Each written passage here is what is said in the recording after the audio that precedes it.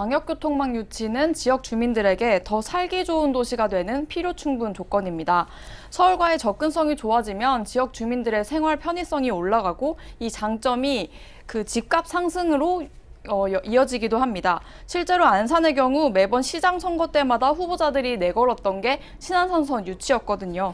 이 지역 주민들에게는 굉장히 중요한 사업이었습니다.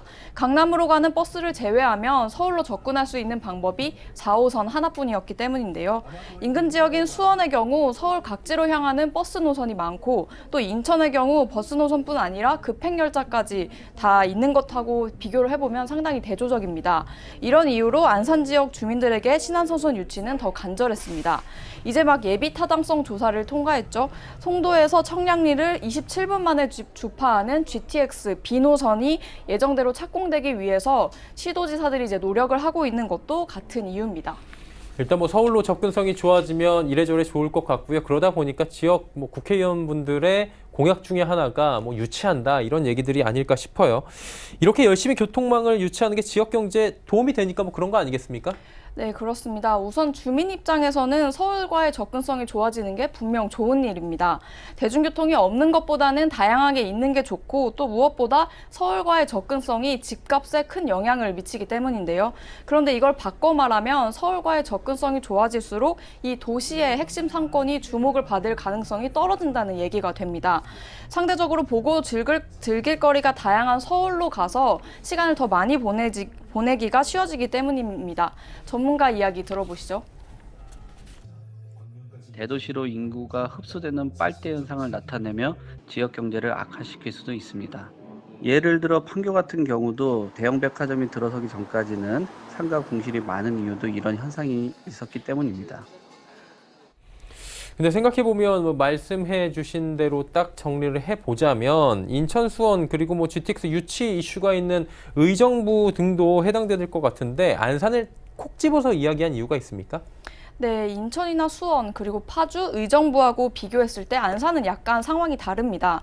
신안산선이 들어서는 안산과 목감, 그러니까 시흥 같은 경우는 과거부터 견고하게 자급자족 도시를 이루었습니다. 반월공단과 시화공단이 있기 때문인데요. 알짜 중소기업들이 입주해 있기 때문에 도시 안에 일자리가 상당히 많습니다.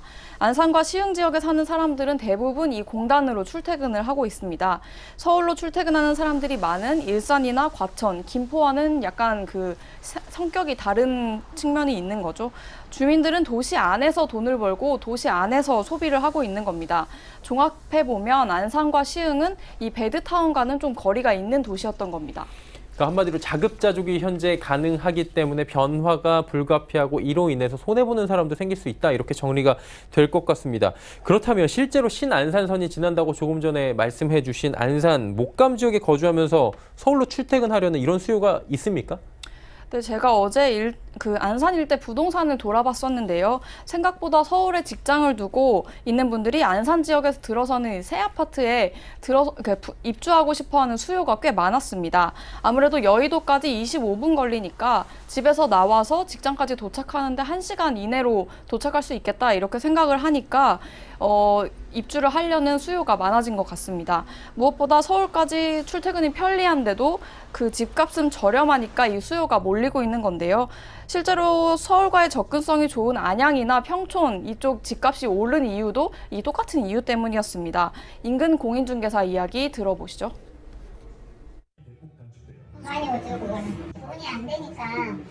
그래도 이제 전철 타면 크게 시간이 좀 그렇게 많이 안 되고 또 시간에 비해서 금액이 워낙 싸니까 오는 분들이 많죠. 그래서. 네, 신축 아파트로 따져봐도 30평대가 가격이 5억이 안 됐습니다.